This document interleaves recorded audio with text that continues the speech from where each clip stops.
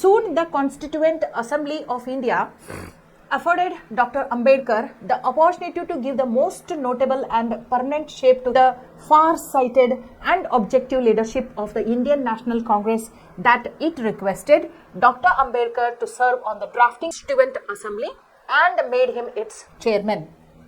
ಈಗ ನೋಡ್ರಿ soon the constituent assembly of India afforded ಈಗ ನೋಡ್ರಿ ದ ಕಾನ್ಸ್ಟಿಟ್ಯೂಯೆಂಟ್ ಅಸೆಂಬ್ಲಿ ಅಂತ ಹೇಳಿ ಮಾಡಿಕೊಂಡ್ರು, ಕರಡು ಸಮಿತಿ ಅಂತ ಮಾಡ್ಕೊಂಡ್ರು. ಅದ್ರೊಳಗೆ ಗಣ್ಯ ವ್ಯಕ್ತಿಗಳು ಇದ್ರು, ಯಾರಿಗೆ ನಾಲೆಜ್ ಇತ್ತಲ್ಲ ನಮ್ಮ ದೇಶಕ್ಕೆ ಒಂದು ಸಂವಿಧಾನ ರಚಿಸಬೇಕು ಅಂತ ಹೇಳಿ ಇವ್ರು ಅಷ್ಟೇ ಅಲ್ಲದ್ಲೆ 9 ಜನ ಇಂಪಾರ್ಟೆಂಟ್ ಪ್ರಾಮಿನೆಂಟ್ ಫಿಗರ್ಸ್ ಇದ್ರು. ಅವ್ರು ಭಾಳ ಇಂಪಾರ್ಟೆಂಟ್ ಆಗಿತ್ತು. ಅದಕ್ಕೆ ಏನು ಮಾಡಿದ್ರು, ಡ್ರಾಫ್ಟಿಂಗ್ ಇದು ಒಂದು ಸಂವಿಧಾನ ರಚನೆಗೆ ಒಂದು ಕಮಿಟಿ ಅಂತ ಮಾಡಿಕೊಂಡ್ರು. ಅದಕ್ಕೆ ಒಂದು ಆ ಸಿದ್ಧಾಂತಗಳಿಗೆಲ್ಲ ಒಂದು ಪರ್ಮನೆಂಟ್ ಅಂದ್ರೇನ ಫೈನಲ್ ಶೇಪ್ ಕೊಡಬೇಕು. ಅದು ಯಾವುದರಿಂದ ಮಾತ್ರ ಸಾಧ್ಯ ಇತ್ತು? ನಮ್ಮ